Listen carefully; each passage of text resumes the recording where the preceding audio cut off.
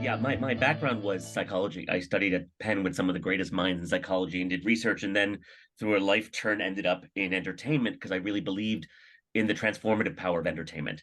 To really, I think in an era of so much information that people are a little resistant to being taught, but they're okay if it's caught. And that's what entertainment does. It goes in a different way and it permeates.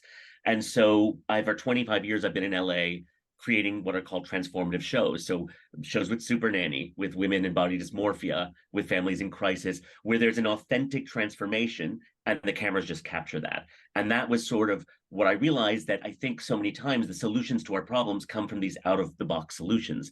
So about 10 years ago, I started applying these entertainment solutions to real world problems, working with a domestic violence shelter here to create these internal external makeovers for women to help draw a line in the sand with trauma, have been traveling back and forth to Saudi Arabia, creating these entertaining workshops for women who are entering the workforce to be able to develop a life vision for themselves for the first time.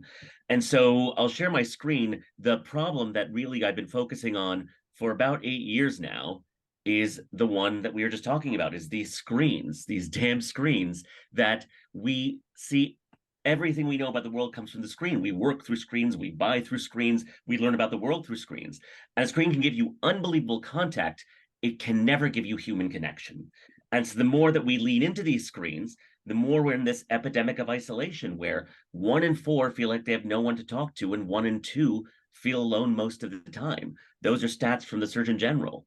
And that isolation through screens is the root cause of so many of our problems that we're having, which we're discussing here. It's the hyperpolarization and the breakdown of tolerance, addiction, so many things that we experience in the world, we're only experiencing virtually through screens.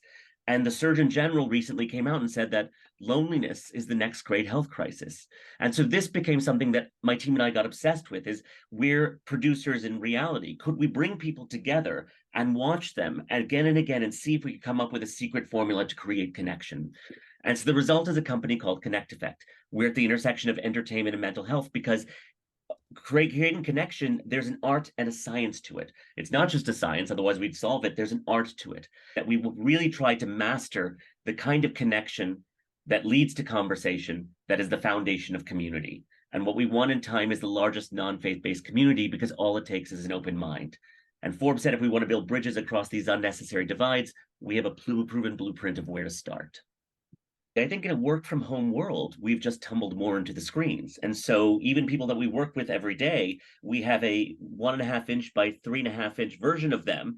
And there's no emotional currency there. There's no, and so in terms of getting employers saying, please come back to the workplace, and no one wants to come because they don't really know anybody beyond the tasks that go back and forth. And so in the workplace, we've definitely brought it in and had people actually enjoy each other. And I think that's so key, is I think when connection is the most important thing and it's the most enjoyable thing, and people have forgotten that. And a lot of the times people are talking about we have to have tough conversations, tough, and it makes it seem so unappealing. But if you actually sit down and you enjoy and you laugh together, that human identity is the most necessary thing for us as human beings, health and longevity. But it's fun, and we've forgotten that when you have great conversations with people and you laugh together, that's the most fun thing. And so really in workplaces, we're trying to create, again, a culture of enjoying going to work and going to the water cooler and sharing about your day. And that emotional currency with each other has been disappearing in a work from home world. And that's very key. As we always tell people, when you look at people through screens, it's not the truth, it's an edit. And behind every edit is an intention. And so when we segue, we move people away from screen world depiction into the real world, that's where the truth is. And I think it really had me understand the other side in a way that I still appreciate to this day. If you look in my feed, the algorithms can't pin me because I've got both sides. Things will happen and I'll see one speech go down and the best bites go to one feed and the worst bites go to the other feed, same speech. And so I really do think the solutions will be somewhere in the middle.